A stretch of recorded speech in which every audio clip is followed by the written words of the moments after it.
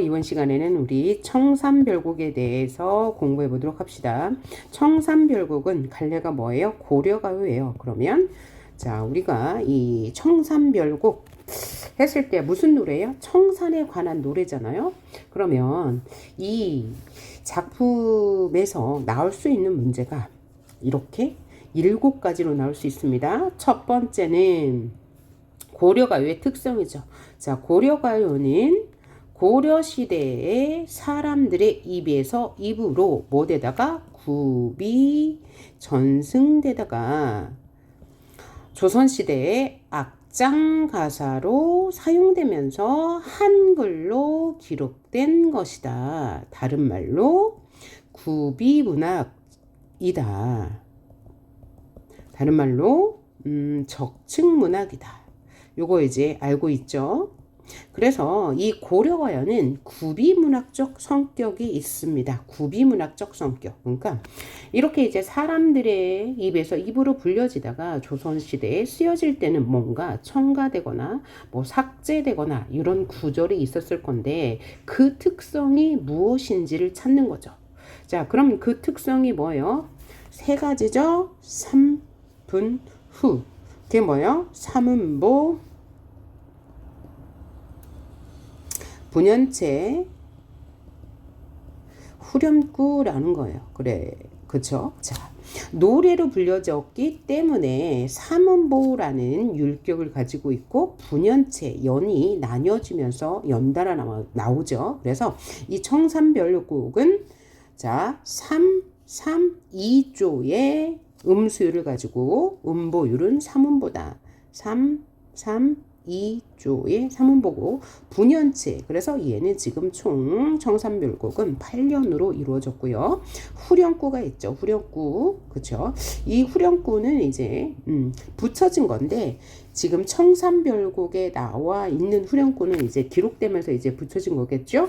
얄리얄리 얄라숑 얄라리 얄라예요. 이거는 뭐냐면 악기 소리를 흉내낸 것이라고 합니다.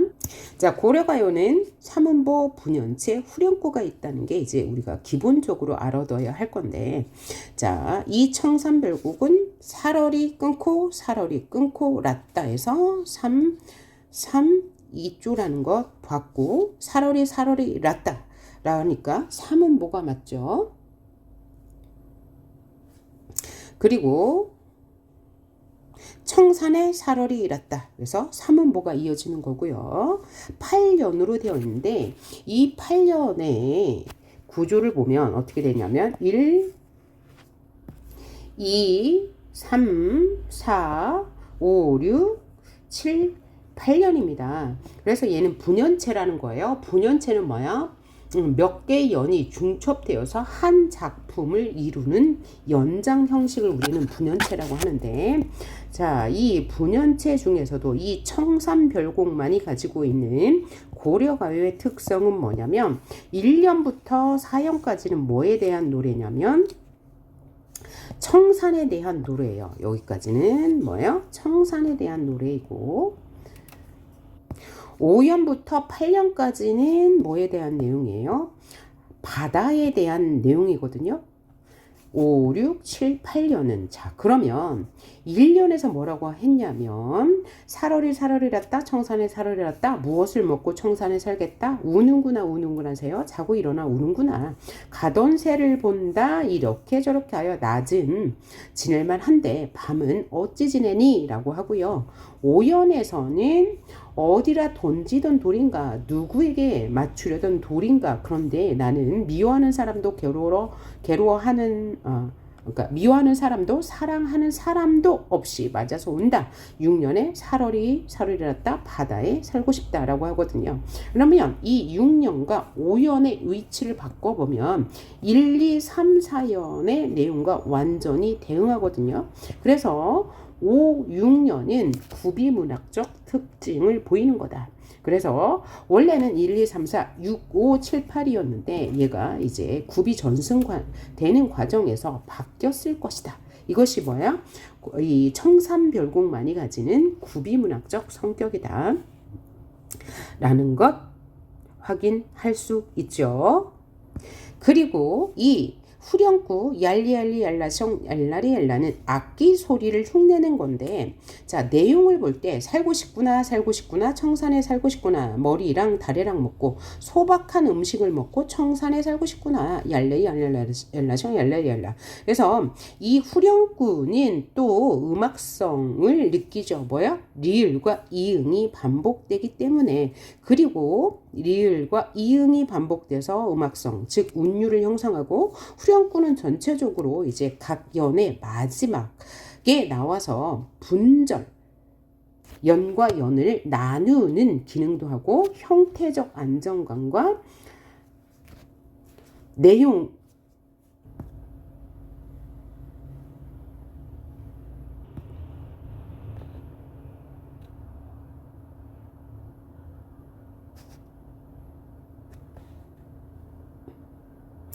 그리고 전체 내용은 굉장히 이제 현실에 대한 비에 대해서 다루고 있는데, 이 소리는 굉장히 밝단 말이에요. 그래서 내용과는 연결성이 없습니다. 작품 전체 내용과는 상반되는 내용이에요. 하지만 화자는 지금 청산에 가고 싶어 하거든요. 그럼 그 청산은 화자가 지향하는 이상향이면서 도피처란 말이에요. 그래서 이 도피처는 이렇게 즐거운 곳이다 라고 본다면 심리적 지향과는 일치하는 후렴구다 라고 이해하시면 되고요. 그리고 이런 고려가요의 특징은 타 작품과 비교하는 문제가 많이 나오겠죠. 고려가요의 특징, 뭐 몇 음본이 어떤 요소로 음악성을, 즉 리듬감을 부여하고 있니, 이런 문제도 나오고요.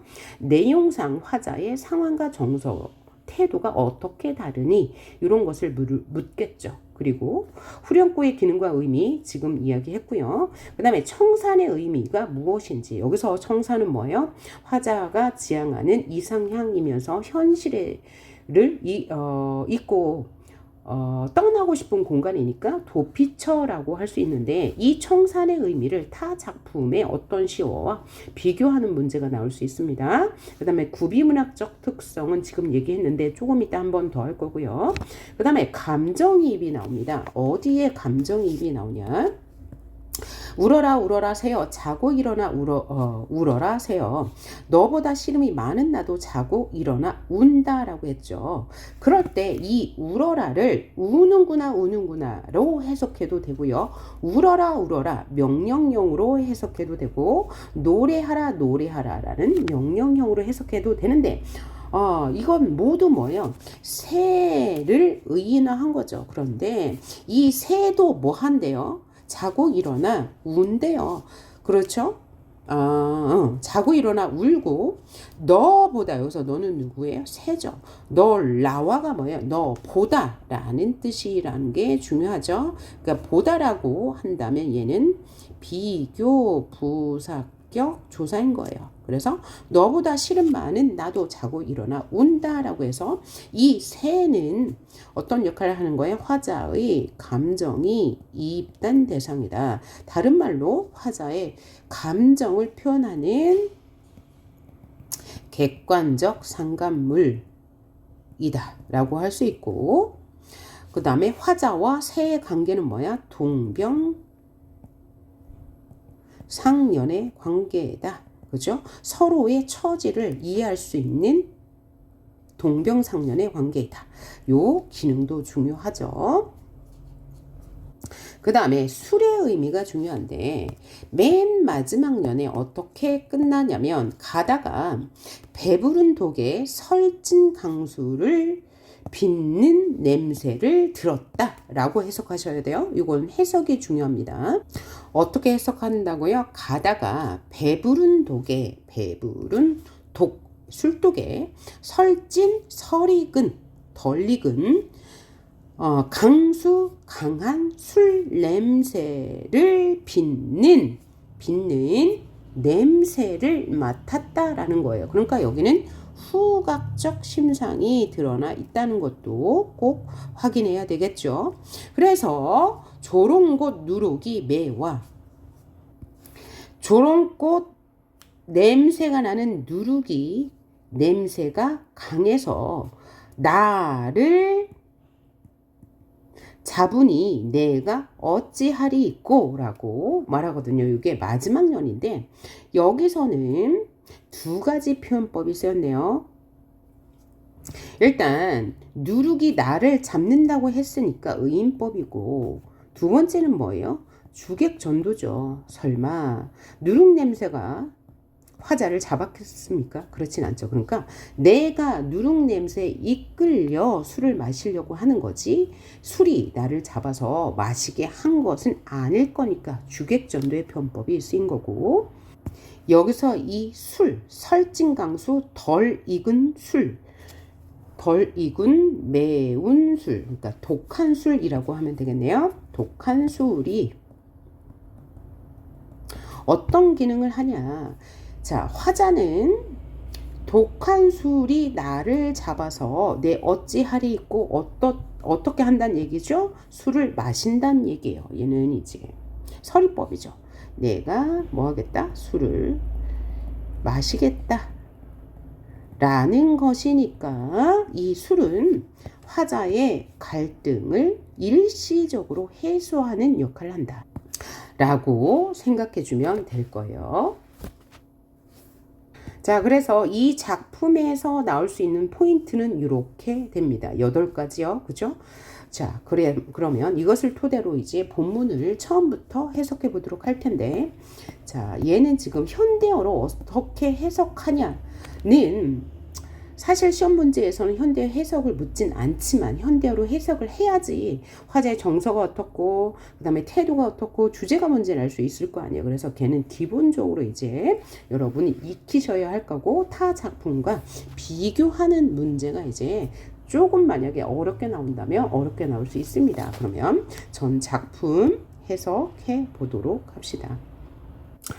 그리고 포인트 중에서 제가 내용적인 면을 이야기 안 했는데 내용적인 면까지 한번 보도록 합시다. 자, 가던 새와 잉 묻은 쟁기를 다양하게 해석할 수 있는데 그게 바로 3년이거든요.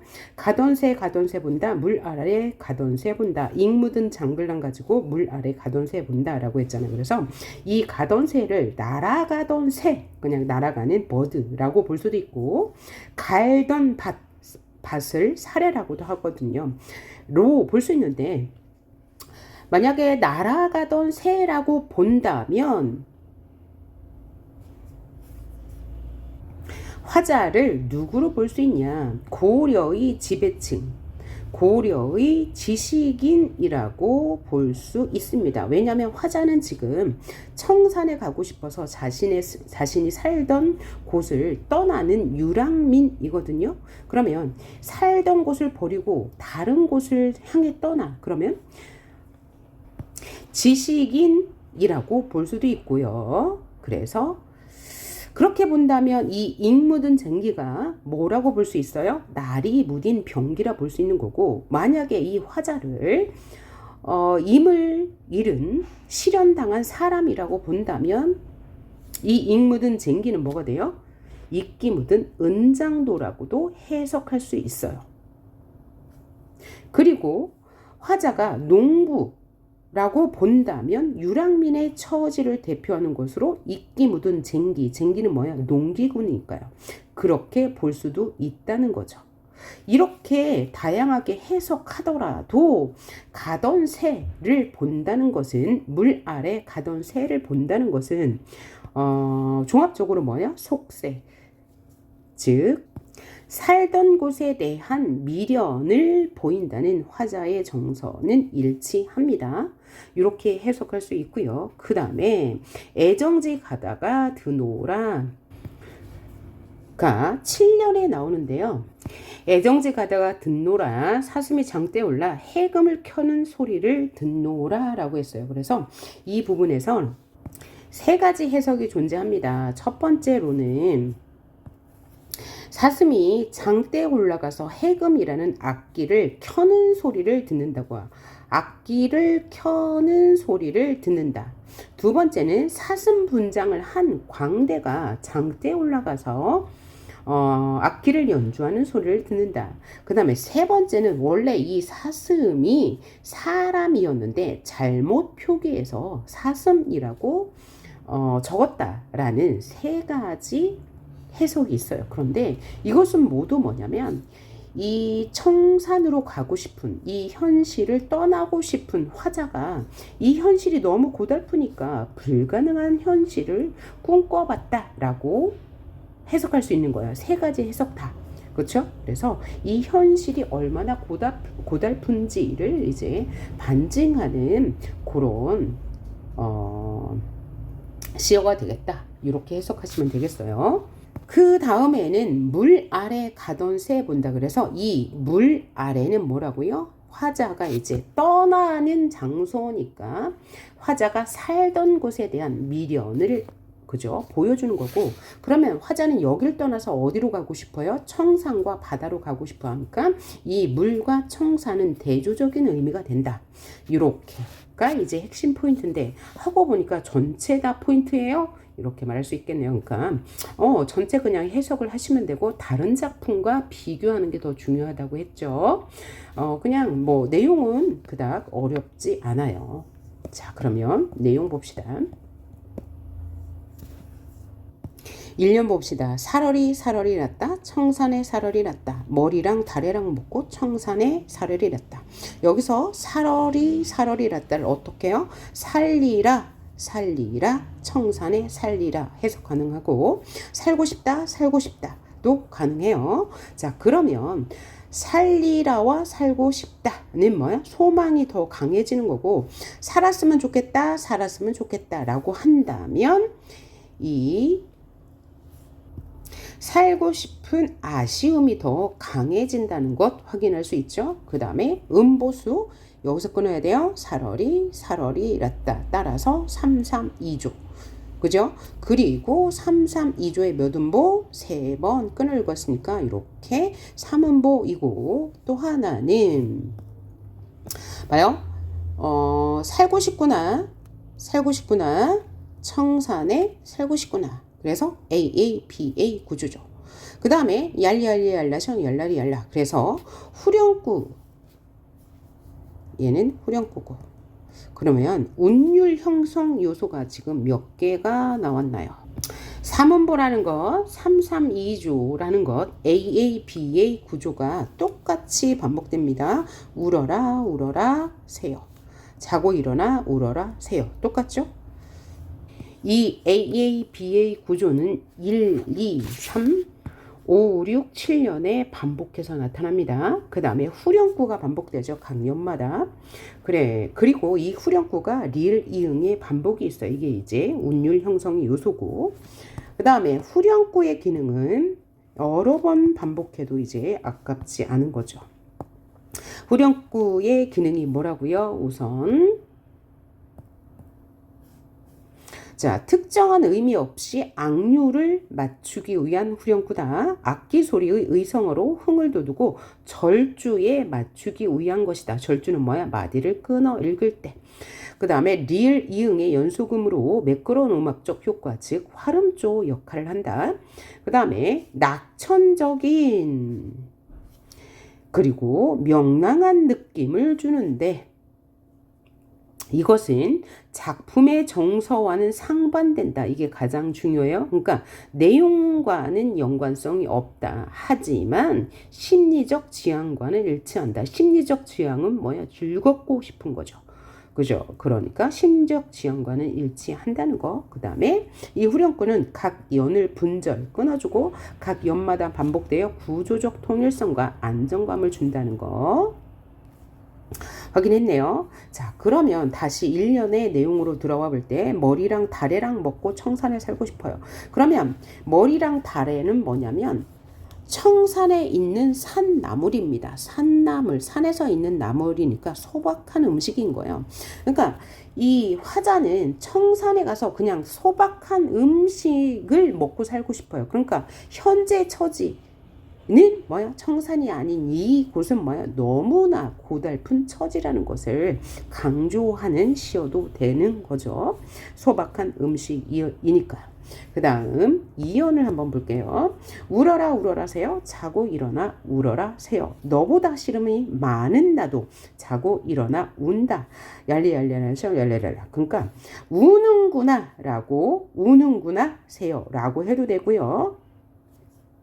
혹은 울어라 명령형으로 해석해도 되고요. 노래하라 라고 해석해도 된다고 했죠. 무엇으로 해석해도 의미는 통합니다. 자고 일어라 우는구나 라고 하면 얘는 감정이입인 거죠. 새가 운다고 했으니까요. 그죠? 그러니까 이 새는 화자의 감정을 강조하는 객관적 상관물인 거죠. 그러면서 너 보다, 이 보다가 중요해요. 뭐뭐 보다니까 뭐뭐 보다라는 뜻이 비교 부사격 조사고 씨름 걱정이 한 많은 나도 자고 일어나 운다. 그러니까 너도 울고 나도 울어. 그러니까 새와 화자의 관계는 동병상련의 관계죠. 서로의 아픔을 아는 관계요. 감정이익과 객관적 상관물이면서요. 그러니까 이 화자는 삶의 처지가 지금 매우 힘든 상황이다. 그래서 청산으로 가고 싶은 거예요. 그러면 이 청산은 어떤 의미를 가진 거죠? 화자가 가고 싶은 이상향이면서 현실로부터 벗어나고 싶은 도피처가 되는 거예요. 자, 그 다음 3례를 봅시다. 가던 새 본다. 물 아래 가던 새 본다. 잉 묻은 장글을 가가지고 물 아래 가던 새 본다 라고 했어요. 그래서 이 가던 새를 어떻게 해석할 수 있다고요? 날아가던 새를 본다. 혹은 갈던 밭, 갈던 사례를 본다 라고 해석할 수 있고 두 가지 다 가능합니다. 물 아래 가던 새 본다. 그러니까 화자가 막 청산으로 떠나면서 뒤를 돌아다 보니까 이 구절을 통해서 화자는 속세, 자신이 살던 곳에 대한 미련이 있다 없다? 있다. 속세에 대한 미련이라고 볼 수 있다. 그럼 얘를 왜 속세라고 하냐? 화자가 가고 싶은 곳이 뭐야? 청산, 이상적인 공간, 이상향이기 때문에 속세라고 볼 수 있는 거죠. 그래서 물과 청산은 대조적인 의미를 가지고 있는 거죠.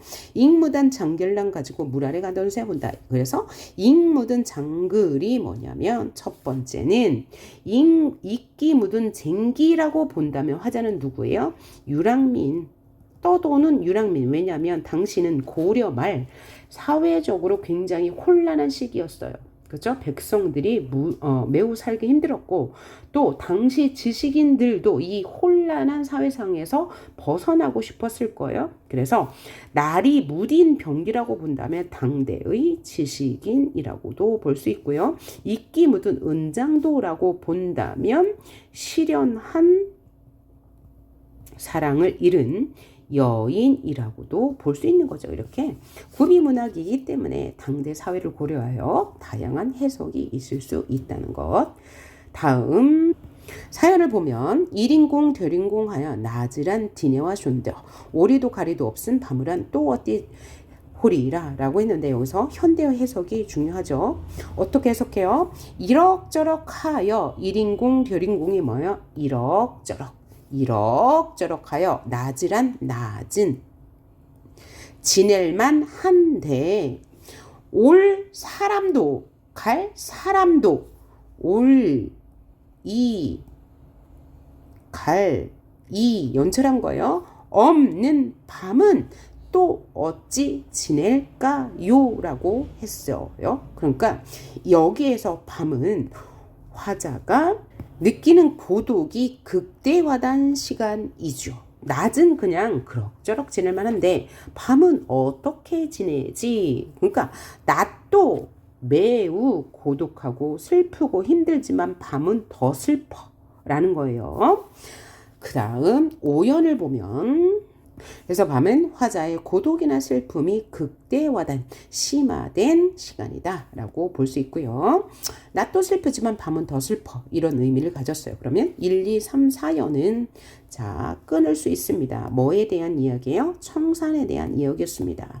왜 끊냐? 그죠? 다음 내용을 보면 알 수 있겠죠.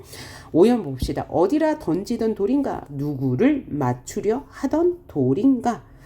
미리도 괴리도 없이 맞아서 운다. 누가? 화자가. 그러니까 화자가 지금 돌에 맞은 상황이에요. 어디로 던지려 하던 돌인지 그 다음에 누구를 맞추려 하던 돌인지 모르겠는데 미리도 미워할 사람도 괴리도 사랑할 사람도 없는 화자는 자신은 맞아서 울고 있다. 여기서 화자는 비극적인 운명을 가지고 태어난 사람이다 라고 할 수 있죠. 왜냐하면 우연히 돌을 맞았다는 거니까요. 그만큼 이 화자의 운명은 비극적이다. 그래서 이 돌을 비극적 운명의 표상이라고 할 수 있는 거예요. 불행한 운명, 인간의 운명적인 비극적 운명을 타고난 삶이라고 할 수 있는 거예요. 그래서 여기서 괴리도가 뭐라고요? 괴다가 사랑하다는 뜻이니까 사랑하는 사람도 없고 미워하는 사람도 없고 그런데 누구를 던지려던 누구를 맞추려던 돌인지 몰라도 그 돌에 맞아서 내가 운다라고 했으니까 화자의 비극적 운명이 강조되는 연이라고 할 수 있겠네요. 6열 봅시다. 살얼이 살을 잃었다. 발알에 살을 잃었다. 나마저기 구족에 먹고 발알에 살을 잃었다. 자 여기서 발알 플러스 애죠. 그래서 발알은 현대어로 바다. 애가 이제 처소 부사격 조서인데 이제 연철 이어적기 한 거죠. 살고 싶어요. 살고 싶어요. 혹은 살겠노라 살겠노라. 혹은 살았으면 좋을걸 살았으면 좋을걸 바다에 살았으면 좋을걸. 그래서 여기 바다와 청사는 의미적으로 같은 시어가 되는 거죠. 그래서 얘가 지금 1년의 구조와 똑같죠. 그러면서 나마자기 구조개를 먹고 살고 싶어요. 그러면 나마자기와 구조개는 바다에서 나는 소박한 그 생물인 거죠. 소박한 음식인 거예요. 바다에서 이제 잡아서 먹을 수 있는 그죠? 낚시해서 먹을 수 있는 아주 소박한 음식 같은 의미예요. 그래서 아까 말한 것처럼 5년과 6년을 바꾸러 생각하면 1년과 4년, 1년에서 4년까지 그 다음에 5년에서 8년까지가 정확히 대칭 구조를 이루거든요. 그래서 그런데 6년과 5년이 바뀌었다는 것은 뭘 의미한다고요? 구비문학적 성격을 볼 수 있는 거라고요. 왜냐하면 얘가 이제 구비 전승되는 과정에서 5년과 6년이 바뀌었을 것이다 라고 해석해 볼 수 있기 때문이죠. 자, 그래서 나마자기와 구조개는 머루와 달에 1년에 나왔던 그것과 짝을 이루고 여기서 발알은 무엇과 1년에 나왔던 청산과 짝을 이룬다 라고 생각하시면 될 것 같고요. 7년을 봅시다. 가다가 듣는다. 애정지 가다가 듣는다 해석 유의하세요. 듣는다예요. 가다가 들었는데 뭘 들었나? 여기 A, B, A 구조 똑같이 나타나죠. 뭘 들었냐? 애정지에 가다가 들었는데 애정지는 뭐냐면 외딴 정지가 부억이에요. 외딴 부억을 지나다가 들었어요. 무슨 소리를 들었어? 그러니까 여기 청각적 이미지 나타나 있다는 것. 사슴이 짐대에 올라서 해금을 켜는 소리를 들었대요. 사슴이 높은 장대에 올라가서 해금이 켜는 소리를 들었다라고 해석해도 되고 혹은 사슴 분장을 한 광대가 그죠?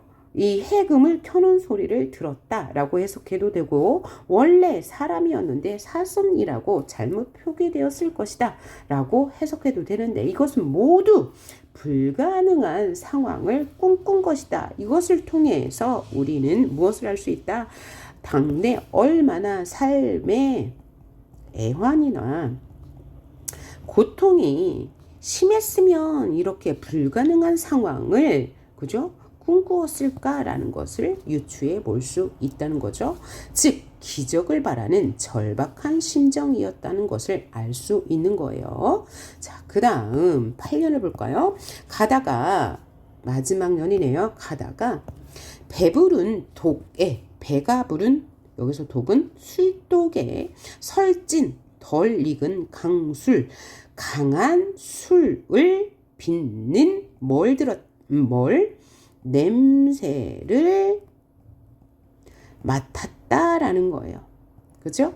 자, 가다가 배부른 독에 덜 익은 강수를 빚는 냄새를 맡았다. 그러니까 여기는 무슨 심상? 후각적 심상이 드러나 있다는 것도 체크하시고요. 조롱건 누룩이 매와 잡사와니 내 어찌하리 있고 그러니까 조롱박 꽃냄새가 나는 누룩. 그럼 여기서 누룩은 술의 재료가 되는 거죠. 매와 강해서 누구를 잡았어? 나를 화자를 잡았어. 누가? 누룩이. 그러니까 내가 누룩 냄새를 맡고 간 것이니까 뭐야? 주객전도의 발상이 있고 의인법도 있는 거죠. 주객전도의 발상과 의인법 확인할 수 있고요. 내가 어찌하리 있고가 뭐야? 나는 술을 마실 수밖에 없다. 그러니까 화자는 지금 술을 마신대요. 자, 그러면 술을 마신다는 것은 뭐예요? 청산에 갈 수 있다는 거예요? 없다는 거예요? 없다는 거죠. 그래서 이 술은 어떤 의미를 가지고 있는 거예요? 이 화자의 갈등을 완전히 해소하지는 않고 일시적으로 해소하는 기능을 한다. 그리고 화자는 술을 먹고 주저앉았으니까 화자의 이 현실에 대응하는 태도는 어때요? 체념적입니다. 이 현실을 술을 먹으면서 잊음으로써 체념하는 태도를 보인다. 오케이? 이거 중요하죠? 현실 체념적 태도와 이 술은 화자의 갈등을 일시적으로 해소하는 기능을 한다는 것이 중요해요. 자, 그래서 중요한 요소는 다 봤습니다. 자, 문제는 어떻게 나온다고요? 다른 작품과 청산의 의미가 비슷한 것, 혹은 화자의 정서와 태도가 비슷한 것, 그 다음에 감정이입이 쓰인 것, 안 쓰인 것, 주객전도의 발상이 쓰인 것, 안 쓰인 것, 그 다음에 또 여기 이제 3년에서 익묻은 쟁기를 다양하게 해석할 때 맞는 것, 틀리는 것, 그 다음에 애정지를 해석할 때 맞는 것, 틀리는 것, 이런 문제가 나오는데요. 여러분 교과서 이 교재에서 중간 퀴즈 117번 문제 한번 같이 풀어볼게요. 자, 위의 지문은 청산별곡이고 117번 기억은 박두진의 청산도라는 현대시죠. 자, 그러면 보계시가 박두진의 청산도란 말이에요. 여러분 그죠? 세화고 학생들은 이게 1학년 때 이제 교과서에 비슷한 작품이 나왔는데 그게 뭐였나? 청산도는 아니었고 탈속적 세계를 그린 시가 나왔을 건데, 그러면 이 조지훈, 박두진, 박목을 이 세 시인은 청록파 시인이잖아요. 그럼 청록파 시인들은 자연을 묘사할 때 그 자연의 대상은 뭐예요? 바로 탈속적 세계인 거예요. 탈속적 세계이면서 이상세계인 거죠. 이상적 세계. 화자가 지향하는 이상적 세계예요. 자, 그러면 여기 청산별곡에 나온 청산은 어떤 세계입니까?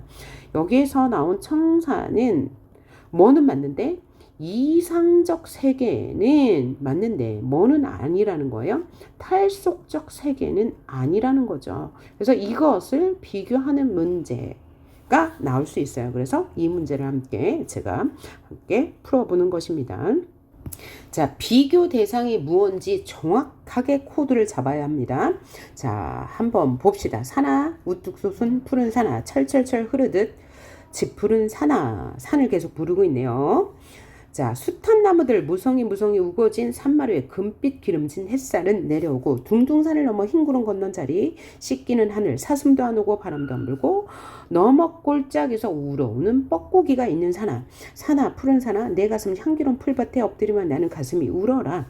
흐르는 골짜기 스며드는 물소리에 내가 줄줄줄 가슴이 울어라. 그러니까 여기서 그리는 푸른 산은 굉장히 이상적인 공간이네요. 그죠? 뭘 통해서 확인할 수 있어요? 향기로운 풀밭이 있고, 그죠? 철철철 흐르듯 짙푸른 산하 긍정이고 굉장히 역동적인 이미지가 있죠. 무성이 자란다. 뭔가 생명이, 그죠? 우거진 산마루에 금빛 기름진 햇살도 있는 굉장히 이상적인 공간이라는 거예요. 그러면서 화자는 이 산을 가고 싶어서 운대요. 그죠? 아득히 가버린 것 잊어버린 하늘과 아른아른 오지 않는 보고 싶은 하늘에 보고 싶다고 그래요. 보고 싶다고 그랬으니까 화자가 가고 싶은 이상향이라고 할 수 있죠. 어쩌면 만나도 질 것 같은 이 푸른 산하 보리 고운 사람이 난 혼자 그리워라. 그렇죠? 나는 이 보리 고운 사람이 어디에 있을 것 같아? 짙푸른 산에 있을 것 같기 때문에 그립대요. 그러면 이 화자는 푸른 산을 지향하고 있죠. 그러니까 지향하고 있으니까 뭐야? 이 푸른 산은 무슨 세계? 이상적 세계가 될 겁니다. 이상적 세계고 여기서는 탈속적 세계는 아니에요. 그죠? 현실을 벗어난 세계는 아닐 거니까요. 자, 그럼 문제는 뭐냐면 기억과 보기의 푸른 산의 차이점을 쓰래요. 자, 그러면 포인트가 뭡니까? 기억은 청산이잖아요. 그럼 기억은 차이점이니까 어떤 뭐예요? 자, 기억에서는 이 청산이 뭐예요? 이상세계도 되고 뭐도 된다고 그랬어요? 도피처도 된다고 그랬어요. 그러면 여기서 나오는 푸른 산은 뭐예요? 이상세계 많이 되죠. 그러면 이 두 개를 비교하면 뭐라고 답을 써야 돼요? 바로 이렇게 써야 되죠. 기억은 도피처, 니은은 이상세계. 오케이? 비교 기준을 이렇게 확실하게 잡아야 되는 거죠. 자, 그 다음 118번을 같이 풀어볼 건데, 왜냐하면 이 선지에 나와 있는 이 시의 상황과 정서를 살펴보는데 어떻게 해석해야 할지를 보여주기 위해서요. 이 작품의 사연에 드러나는 시적 화자의 상황과 가장 유사한 걸 고르래요. 자, 그러면 이 작품의 사연이 바로 요거네요. 1, 2, 3, 4연. 1인공 절인공하여 낮이란 지내와 순저 오리도 가리도 없음 밤이란 어찌 지낼꼬. 이건 뭐야? 화자의 고독과 슬픔이 심화되고 있는 시간이잖아. 이 밤이. 그래서 우리는 뭘 찾아야 돼요? 유사한 걸 찾으라고 했으니까 화자의 고독과 슬픔이 그죠? 강렬하게 드러나 있는 시를 찾으면 되는데요. 일단 1번 선지 한번 같이 봅시다. 한숨아 내 어느 틈으로 들어오니. 그러니까 한숨에게 말을 건네고 있어요. 이렇게 이제 우리가 걱정이 많을 때 내는 한숨. 고모장지, 새살장지, 들장지, 열장지, 암들조기, 수들조기, 박목걸새 뚝딱 받고 크나큰 자물쇠로 수기수기 채웠는데 병풍을 한 덜컥 젖고 족자란 댓글 받고 내 어느 틈으로 들어오니. 그러니까 딱 보니까 뭐예요? 얘는 초장, 여기는 중장, 여기는 종장일 거예요. 그러니까 얘는 시의 관례가 뭐예요? 사설시조이죠. 사설시조의 특징이 뭐라고 그랬어요? 중장이 장형화된다. 장형화되면서 뭐예요? 열거 사용되고, 그 다음에 반복, 그 다음에 해학이 드러나고, 이 해학을 통해서 이 우리 민족의 긍정적 정서를 느낄 수 있다고 했죠. 긍정적 정서. 자, 그러면 내용상으로 볼 때는, 표현상으로 보면 이래요. 자, 내용상으로 볼 때 뭐예요? 내가 한숨이 너무 많아. 그래서 한숨을 한숨이 내 가슴에 들어오지 말라고. 고무장지, 새살장지, 이건 뭐예요? 문을 만들 때, 창을 만들 때 쓰는 재료를 막 나열해 놓고 그렇게 했는데 네가 어느 틈으로 들어왔니? 굉장히 해학적이죠. 어쩐지 너가 온 날이면 나는 잠을 못 자라고 했으니까 이 화자의 정서는 뭐예요? 시름이 많아, 걱정이 많지만 이것을 뭐예요? 긍정적으로 승화하고 있습니다. 그러니까 얘는 고독과 슬픔의 심화라고 해석하면 안 되는 겁니다. 그 다음 2번 선지 봅시다. 봄이 왔는데 만리의 옛 나그네는 난이 그치거든 어느 해에 돌아갈까요? 강성에 있는 기러기는 높이 똑바로 북쪽으로 날아가매 애를 끊노라. 애를 끊노라. 그러니까 애가 타는구나. 다시 봄이 왔는데 만리의 옛날 나그네는 화자를 객관화한 거죠. 그러니까 이 사람이 지금 화자인 거예요. 두보의 한시입니다. 두보는 당나라 때 사람이죠. 난이 그치거든 어느 해에 돌아갈 거. 그러니까 현재는 난이 있어서 화자가 고향에 돌아가지 못하는 고향을 그리워하는 한시죠. 강성에 있는 강가에 있는 기러기는 높이 날아서 북쪽으로 날아가서 내 마음은 더욱 애가 끓는다, 더욱 슬프다라는 거죠. 그래서 이 기러기는 긍정적이에요. 날아가는데 나는 못 날아가. 그러니까 이제 기러기와 옛 나그네는 그 화자니까 대조를 이루고 있어요. 기러기는 그죠? 고향으로 가고 자신은 못 가. 얘는 이제 뭐요? 한시로 이제 고향에 대한 그리움을 나타낸 시다라고 보면 되니까 이제 고향에 대한 그리움과는 거리가 멀죠. 얘는 지금 그리움의 정서를 나타내고 있으니까 거리가 멀고요. 그 다음에 3번 볼까요? 두꺼비 파리를 물고 두어미에 치달아 앉아 건너선 바라보니 백송구레이 떠있거늘 가슴이 금직하 풀떡 뛰어내려 내딛다가 두엄 아래에 자빠지고 모처나 날랜 낼심망정 에얼질 뻔한노라. 이건 뭐죠? 사설시조. 여러분이 이제 잘 아는 시조일 것 같아요. 사설시조. 그죠? 멀풍자한 시조이죠. 그죠? 이 두꺼비. 그죠? 두꺼비 탕관호를 풍자한 거예요. 파리인 백성을 그죠? 괴롭히는 시조니까 얘는 지금 비판적 정서가 나와 있으니까 그죠? 보계시와는 위시와는 거리가 멀고요. 그 다음 4번 선지 한번 볼까요? 가위로 싹둑싹둑 옷 마르다면 옷을 재단하노라면 추운 밤에 열 손가락 곱아온다는 그러니까 손가락이 시리다. 시집살이 길 옷 밤낮이지만 이내 몸은 해마다 홀로 새우잠이니까 뭐야? 시집살이에 대한 한탄. 밤마다 이제 이 바느질 하느냐고 너무 서글퍼. 이런 정서를 드러내고 있고요. 5번 깃돌이 저깃돌이 어여쁘다 저깃돌이 어인 깃돌이 지는 달 새는 밤에 긴 소리 자는 소리 절절히 슬픈 소리 제 혼자 울어내어 사창 여인잠을 살뜰히도 깨우는구나. 두어라 제 비록 미물이나 무인동방에 내 뜻 알리는 너뿐인가 하노라 그랬어. 얘도 이제 중장이 길어졌으니까 사설시조죠. 사설시조의 특징이 뭐라고요? 해학이 드러난다. 그리고 뭐야? 과장과 열거가 있다. 작자층은 뭐야? 서민이다. 주로 이제 생활의 감정을 진솔하게 노래한 거죠. 그럼 내용상 볼 때 깃돌이는 어여쁘대요. 어여쁘다가 옛날엔 뭐라고요? 불쌍하다. 저 깃두라미가 불쌍하다. 깃돌이 불쌍하다. 깃두라미가 불쌍해. 왜 불쌍하냐? 자, 슬픈 소리를 긴 소리 그죠? 지는 달, 새는 밤에 긴 소리로 짧은 소리로 절절히 슬픈 소리로 울기 때문에 불쌍하대요.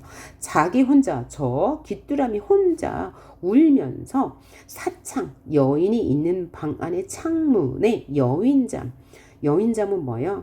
풋잠 그죠? 풋잠을 살뜰히도 깨우는구나. 저 깃두리가 슬피 우는 소리 때문에 나를 깨웠어. 그러니까 화자의 정사는 슬픔이 아주 심해.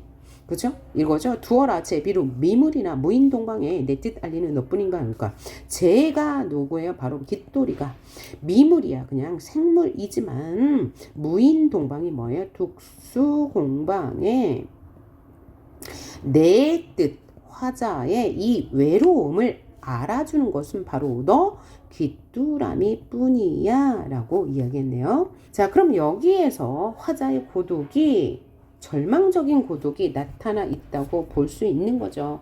아까 사연은 뭐야? 밤에 느끼는 고독, 아주 그죠? 절망적인 고독이라고 했으니까 자, 요런 식으로 찾아내셔야 한다는 거예요.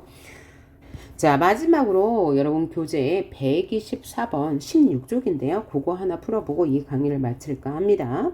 보기의 화자가 8년의 화자에게 해줄 충고의 말을 추측하여 간략하게 서술해요. 자, 8년의 화자는 뭐예요? 내가 지나가다가 배부른 술독에 설익은 술냄새를 맡았어. 그래서 이 조롱받고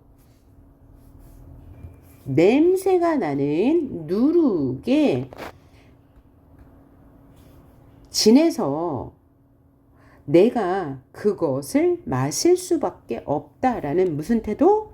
체념적 태도. 그러니까 이상향인 바다와 청산에 갔어요? 못 갔어요? 못 갔어요. 체념적 태도가 드러나 있습니다. 그러면 자, 보기의 화자가 이 8년의 화자에게 어떤 말을 해줄 수 있을지 추측하여 쓰라고 했는데, 그러면 이 보기의 화자가 지금 어떤 정서와 태도를 가지고 있는지 알아야 되겠네요. 자, 봐봐요. 봅시다.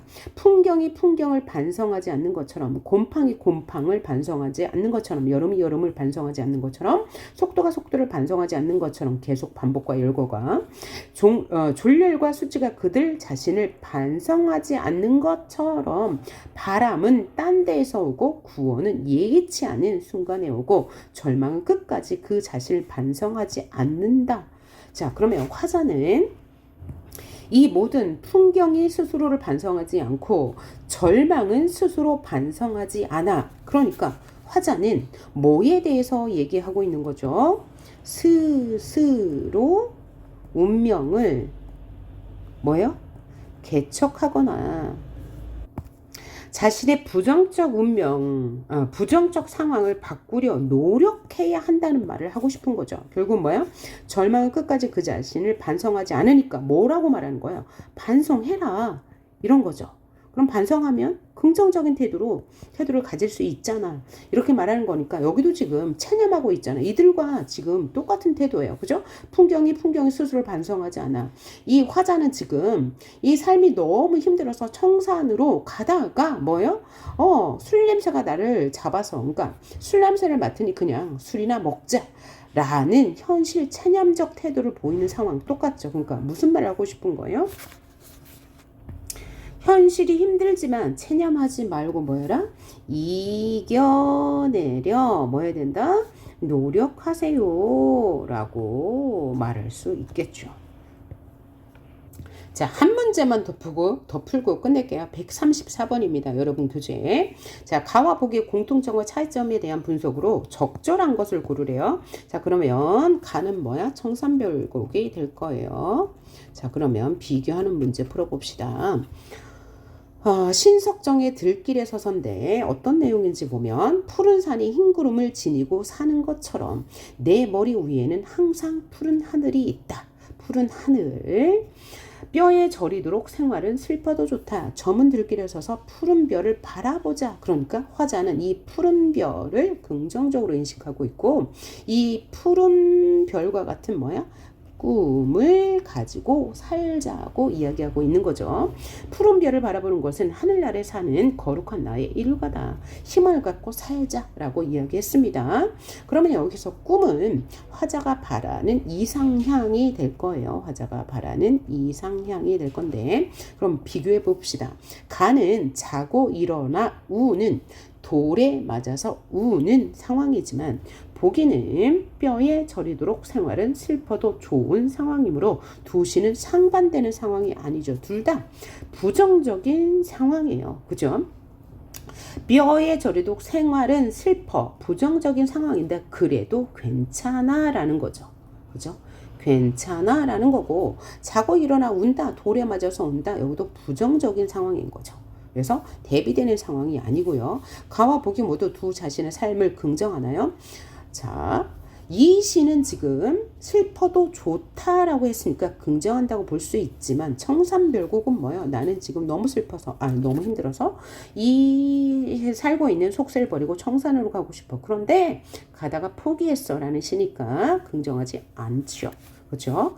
애쓰는 모습이 이 시에는 나타나 있는데 청산별곡에는 나타나지 않았어요. 술 먹고 체념하니까요.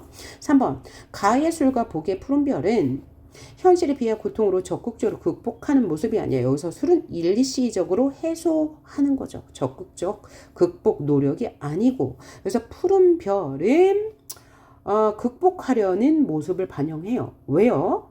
그러니까 뼈에 저리도록 생활을 슬퍼도 좋은데 나는 푸른 별을 보면서 살 거야 라고 했으니까 극복의 의지가 있는 거죠. 그 다음 4번 술은 없는 거고요. 가는 보기와 달리 삶의 문제를 극복하지 못하는 작품이라서 문학적 위안과는 거리가 멀군 아니에요. 자, 문학적 위안은 독자에 따라 해석을 달리하면서 위안을 받을 수 있죠. 그렇죠? 예. 그래서 이 선지 자체가 틀린 거예요. 문학은 독자에게 어떤 위안을 그죠? 독자에 따라 다를 수 있지만 줄 수 있다는 거. 그다음 5번. 가와 보기에서 인간의 삶의 보편적인 모습을 읽을 수 있어요. 보편적인 모습은 뭐냐면 인간의 슬픔, 비애나 혹은 애환이나 혹은 기쁨 이런 것이 인간의 보편적인 모습이잖아. 이런 거 느낄 수 있죠? 여기도 부정적인 상황이지만 희망을 갖고 살자는 이제 보편적인 모습이고요. 청산별곡은 슬픔으로 인한 그죠? 슬픔이 있는데 그것을 일시적으로 달래는 그죠? 술로 달래는 보편적인 정서를 모습을 보여주고 있다고 볼 수 있네요. 자, 이것저것 비교하다 보니 강의가 길어졌습니다. 여러분 화이팅 하십시오. 수고하셨습니다.